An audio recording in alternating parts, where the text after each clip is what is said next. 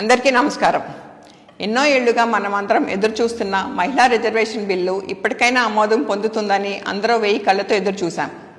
ప్రధాని మంత్రి మోడీ గారు పార్లమెంట్ ప్రత్యేక సమావేశాలు ఏర్పాటు చేసి మరీ మహిళా రిజర్వేషన్ బిల్లు ప్రవేశపెట్టారు.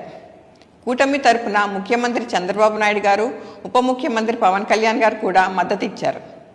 అయితే ఈ బిల్లు లోక్సభలో కాంగ్రెస్ పార్టీ, దాని మిత్రపక్షాలు అడ్డుకొని మహిళా జాతికి తీరని అన్యాయం చేశాయి. పార్లమెంటులో, అసెంబ్లీలో 33% మంది మహిళల్ని ప్రజాప్రతినిధులుగా చూస్తామని భావించాం. సమాజంలో సగభాగం ఉన్న మహిళలకు కూడా ఎన్నో సమస్యలు ఉన్నాయి. కొన్ని సమస్యలకు మహిళలకే చెప్పుకోవడానికి వీలుగా ఉండాలి. అలాంటి శుభ సమయం వచ్చిందని భావించాం.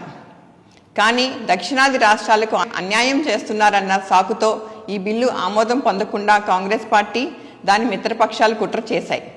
ఇది నిజంగా చీకటి రోజు. పైగా పెద్ద ఘనకార్యం చేసినట్లు సంబరాలు చేసుకోవడం దారుణం. దీనికి తగిన మూల్యం చెల్లించుకోక తప్పదు. గుణపాఠం చెప్పడానికి మహిళలతో పాటు అందరూ సిద్ధంగా ఉండాలని కోరుతున్నాను.